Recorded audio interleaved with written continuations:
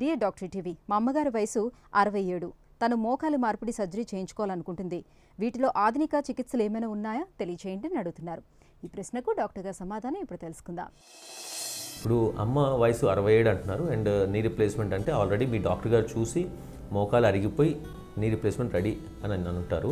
ఇప్పుడు లేటెస్ట్గా అంటే ఫస్ట్ మనం తీసుకుంటే కట్స్ అంటే ఇప్పుడు లేటెస్ట్గా చేయడం ప్రకారము మినిమల్లీ ఇన్వేసివ్ అంటాము. అన్నెసరిగా పెద్ద పెద్ద కట్స్ చేసి అంటే పెద్ద ఘాట్లు పెట్టడం అవసరం లేకుండా చిన్న ఘాట్లతోటే సర్జరీ చేయొచ్చు. రెండోది ఏంటంటే మనం లోపలేసే మెటీరియల్ ఇప్పుడు క్రోమియం కోబాల్ట్ అనేది కామన్గా వాడతామండి.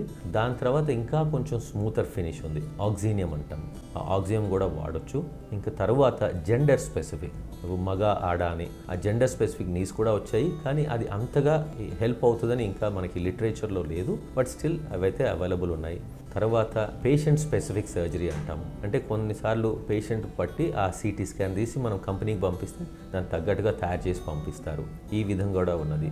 ఇంకొకటి కంప్యూటర్ నావిగేషన్. ఇప్పుడు మనం సర్జరీ చేసేటప్పుడు కంప్యూటర్ సహాయంతో అది ఎంతవరకు మనం కట్ చేయాలి, అది అవసరమంత కట్ చేస్తే బోన్ మనం అనవసరంగా తీసేయడం తగ్గుద్ది. అండ్ ఆ పొజిషనింగ్, ఇంప్లాంట్ పొజిషనింగ్ కూడా చాలా బాగా వస్తుంది. తర్వాత రోబోటిక్ సర్జరీ, ఇప్పుడు లేటెస్ట్గా రోబోటిక్ ఆర్మ్ అంటాము, అది కూడా వాడుతున్నాము. అండ్ ఇవన్నీ పద్ధతులు మనం ఏంటంటే అండి లిటరేచర్ బేస్ సపోర్ట్ చూస్తాము. ఎంతవరకు అవసరమో ఈ పర్టికులర్ పేషెంట్కి అవసరమా లేదా.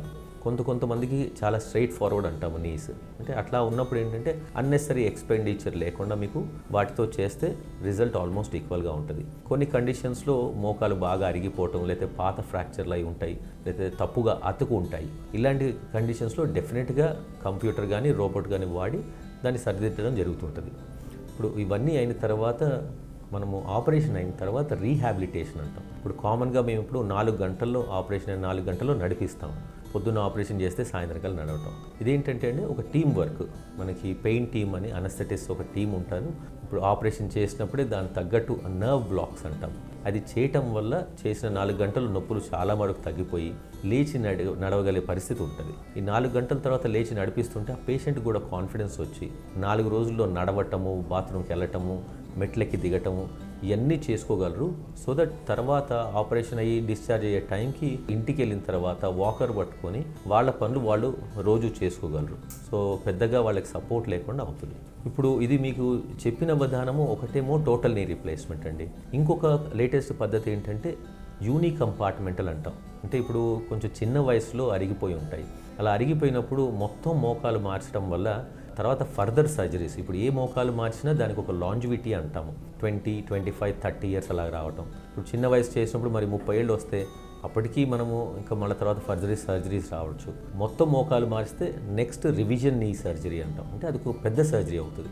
అదే దాని బదులు ఇప్పుడు ఎంతవరకు అరిగిందో అంతవరకే మారిస్తే దాన్ని పార్షియల్ నీ అంటాము, లేదంటే యూని కంపార్ట్మెంటల్ నీ రీప్లేస్మెంట్.